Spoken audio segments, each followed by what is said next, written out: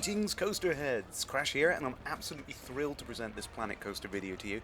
Myself and two other fans from the community were selected to attend an exclusive press event where we got a behind the scenes demo of the pre-alpha build. We even got some hands-on time with the game itself, and we were able to ask Johnny, Rich and Nick from Frontier some questions about the future plans of the game.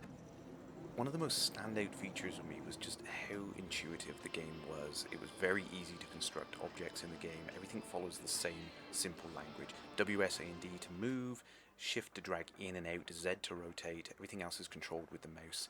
Left click to place an object, right click to delete an object. Very, very simple mechanics, but layered with the tools that the guys have built into the game already, you can make some fantastic looking scenes. The piece by piece building, for example, is just a wonderful tool.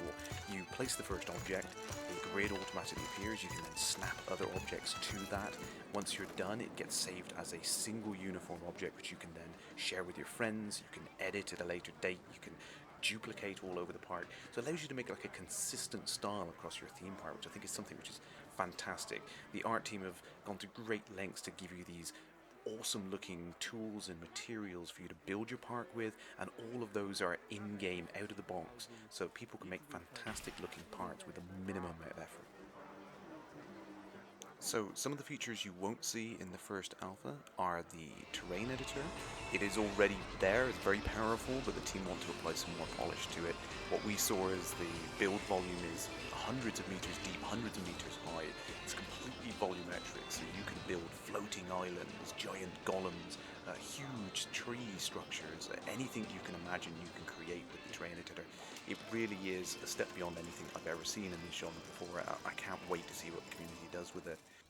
One of the most striking things about what we saw in the pre-alpha was the sheer level of detail that the team have gone into. The visual style, the simulation, the audio, everything is at that same level of polish already at this stage.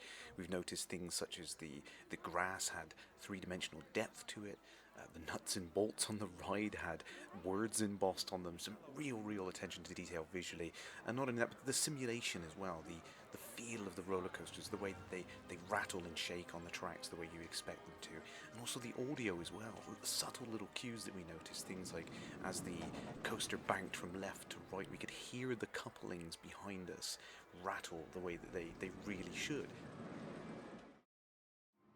Here you can see the piece-by-piece editing in action. Like I said, the grid appears when you place down the first object. Paths automatically snap to. Objects will fit to this grid, but you can manually rotate them around, stack them. You can see the vast number of objects already in the game at this stage. Many more themes to come as well. It's great to have that true freedom to be able to build structures that you want to create rather than have to place down pre-built objects. And as you can see from the bottom right of the interface, it already supports undo, redo, searching and filtering to make it very simple to put objects like this together.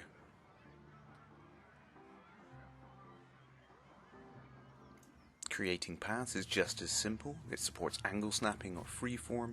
You can choose the segment length, the segment width, just left click to place, left click and drag to create ramps, and right click to remove. It allows you to make some fantastic looking areas very easily.